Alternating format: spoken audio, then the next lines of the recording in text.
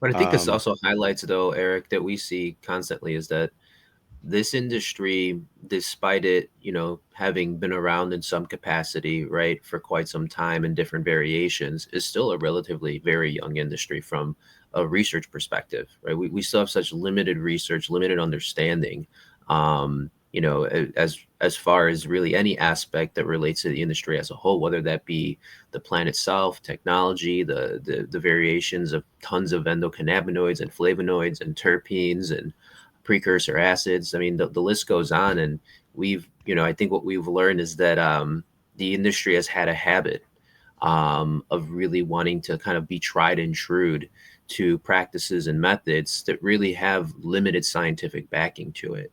And it's not to say that anecdotal experience is invaluable, but I think for this entire industry to move forward, right, the very questions that we're talking about here are the ones that we need to answer for the industry, right, for the health and safety of people consuming, right, for moving this industry forward in terms of just being able to better deliver products to consumers, medicine to people. And I think that things like this podcast where we can see people are really coming together, people like Dr. Riley, these things are exciting, I think, for all of us, because we see there's a path forward to really help elevate this industry. And I really do believe that that's the next evolution of where I see this going. And with that, I think we have the potential to play a significant role just based on what we're doing. exactly, and that was definitely really well said.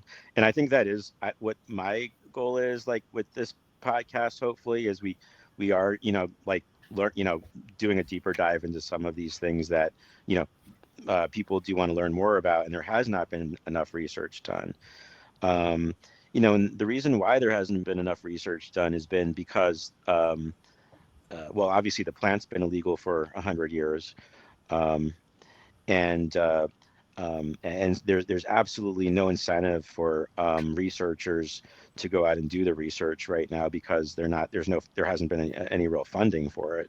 In fact, the funding has been from the industries that are trying to that have been trying to keep the plant illegal. And so that's why some of these studies are typically more about what's the harms in cannabis versus how can it help you. And certainly, just from this just from the research standpoint, like we've been talking about, there's the quantitative research, which is kind of what we can do with laboratories, but keeping in mind that there is no standardizations there quite yet. So we might want to really work with multiple laboratories when it comes to testing. Um, and then obviously there's the qualitative studies, which in some cases might even give us better information, right? Like talking about moisture content. Yeah. So we know our moisture content's lower. It would be interesting to, have her lab test it and see what kind of results we get versus the lab we're testing in right now, who has a different method for testing moisture content. But then there's also okay, well, um, there's the qualitative studies that we can look at too.